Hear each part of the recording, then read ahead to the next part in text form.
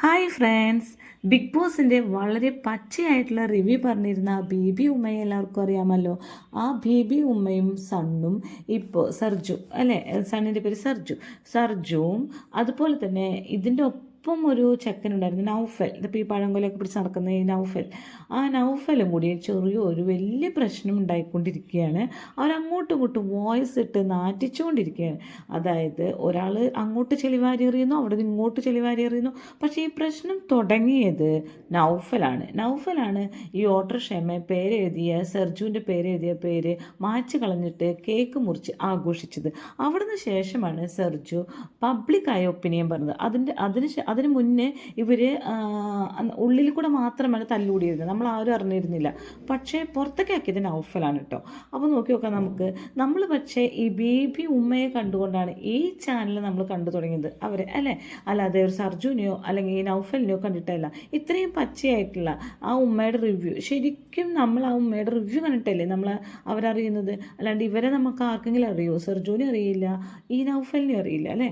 അപ്പോൾ ഉമ്മയ്ക്കാണ് ഫാൻസ്.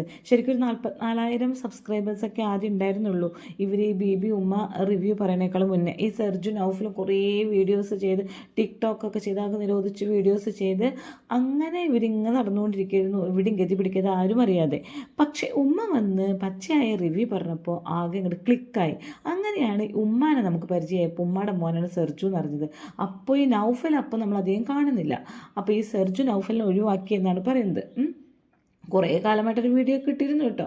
അപ്പോൾ നമുക്ക് നോക്കിയേക്കാം സർജു പറയുന്നത് എന്താണെന്ന് നമുക്കൊന്ന് കേട്ടോക്കാം കേട്ടോ. പക്ഷെ ഇനി ഞാൻ അടുപ്പിക്കത്തില്ല. കാര്യം എൻ്റെ ഉമ്മായെ അംഗീകരിക്കാത്ത ഒരാളെ ഞാൻ അടുപ്പിക്കത്തില്ല. ഇനിയിപ്പോൾ വീഡിയോ ചെയ്തില്ലെങ്കിലും കുറേ പേര് അൺഫോളോ ചെയ്താലും ബ്ലോക്ക് ചെയ്താലും ഒന്നും കുഴപ്പമില്ല. ഈ ഉമ്മച്ചെ ഇഷ്ടമുള്ള കുറച്ച് പേരുണ്ട്, അവർക്ക് വേണ്ടിയിട്ട് ഞാൻ വീഡിയോ ചെയ്തുകൊണ്ടേയിരിക്കും, മോശമാവത്തേ ഇല്ല.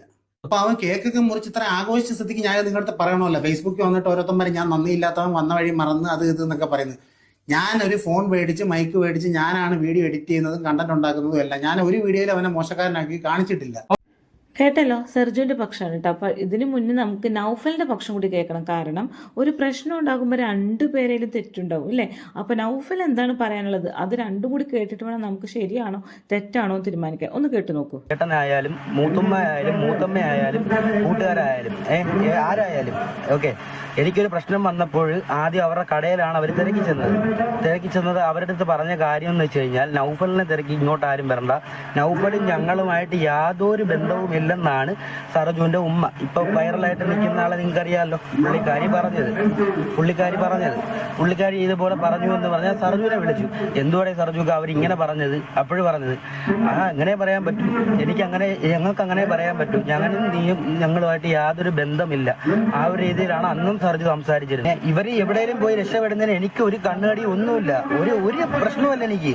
കാരണം ഞാനാണെങ്കിൽ ഇങ്ങനൊരു വീഡിയോ ഒന്നും ചെയ്യണ്ട, സൈലന്റ് ആയിട്ട് ഇരുന്നാൽ മതി എന്ന് വിചാരിച്ചിരുന്നേ. പക്ഷെ എന്നെ കൊണ്ട് അവരത് ചെയ്യിച്ചിട്ട് അവരാണെങ്കിൽ രണ്ടുപേരോട് ഇരുന്നിട്ട് പറഞ്ഞ് അവര് നല്ല ആൾക്കാരുമായി, ഞാൻ ഇതുമായി മോശമായി. ഞാൻ മോശം തന്നെയാണ്, ഞാൻ നന്നാണെന്ന് ഞാൻ ആരുടെ പറയുന്നില്ല. ഞാനും മോശം തന്നെയാണ്, ഞാനും നന്നാണെന്ന് ഒരിക്കലും ഞാൻ പറയുന്നില്ല. കാരണം അവരാ കാണിച്ചത് വെറും മോശം പരിപാടിയാണ്. പിന്നെ നിങ്ങളുടെ അത്രയും അടുത്ത സുഹൃത്തും അനിയനും ഒക്കെ ആയി. ഇപ്പൊ നിങ്ങൾക്ക് ആൾക്കാർ നിങ്ങളെ എന്താ പറയുന്നത്, എനിക്ക് ഇപ്പൊ ഒരു വണ്ടിയുണ്ട്, എന്റെ വണ്ടി ഞങ്ങളുടെ മാമ ഗൾഫിൽ നിന്ന് വരുന്ന വീഡിയോ എല്ലാം കണ്ടല്ലോ, അതൊരു ട്രാവലർ ഉണ്ടല്ലോ, ആ സ്ഥാനത്ത് എന്റെ ട്രാവലർ വരേണ്ടതാണ്.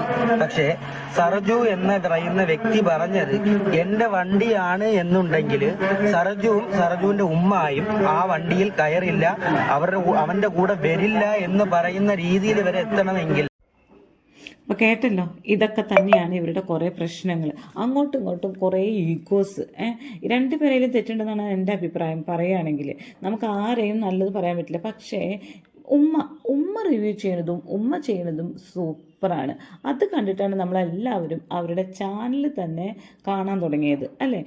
ഇവർ രണ്ടുപേരും കാട്ടിക്കൂടുന്ന കോപ്രായങ്ങളോ, ഇപ്പോൾ ഈ നൗഫൽ എന്ന് പറഞ്ഞ പയ്യന്റെ സൗണ്ടാണ് നമ്മൾ കേട്ടത് കണ്ടിട്ടുണ്ടായിരുന്നത്. ഇപ്പൊ ഈ നൗഫലിന്റെ സൗണ്ട് ശരിക്കും അധികം ആൾക്കാർ കേട്ടിട്ടില്ല. സർജു ഭയങ്കര ആയതുകൊണ്ട് സർജുവിന്റെ ഇട്ട വീഡിയോ ആണ് എല്ലാവരും കണ്ടിരിക്കുന്നത്. പക്ഷെ ഈ നൗഫലിന് പറയാനുള്ളത് ഇതൊക്കെ തന്നെയാവില്ല. പക്ഷേ ഇതിൽ ആരുടെ കയ്യിലാണ് തെറ്റ് നമുക്ക് പറയാൻ പറ്റില്ല. രണ്ടു സമയത്ത് റീച്ച് ആയിട്ടില്ല, ചെലിമാരിയാണ്. സത്യത്തിൽ ഒരു കമന്റ് ഇട്ടു എന്ന് പറഞ്ഞാൽ തല്ലുകൂടുന്നത് ഒരു കമന്റ് ഇട്ടു.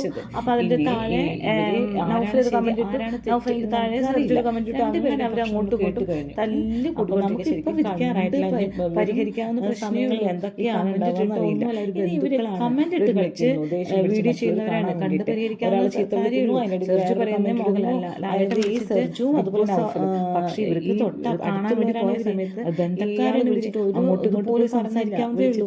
ഈ കമന്റിൽ കൂടെ മറ്റു സർജു കുറെ ആരോപിക്കുന്നുണ്ട്. അതാണ് രണ്ടുപേരുടെ കാര്യങ്ങൾ നമ്മൾ കേട്ട് കഴിയാണ്. ഉമ്മയാണ് പെട്ടുകിടക്കുന്നത് കേട്ടോ. ഇനി ഈ ആരാണ് കുറ്റം ചെയ്തതൊന്നും നമുക്ക് അറിയുന്നില്ല. അതുകൊണ്ട് നമുക്ക് ഈ വീഡിയോ ഇപ്പോൾ കൺക്ലൂഡ് ചെയ്യാണ്. എൻ്റെ ഈ ചാനൽ കാണുമ്പോൾ എല്ലാവരും സബ്സ്ക്രൈബ് ചെയ്യണേ, ഷെയർ ചെയ്യണേ, ലൈക്ക് ചെയ്യണേ, അതുപോലെ ബെൽ ബട്ടനും കൂടി അമർത്തിക്കോളൂ കേട്ടോ.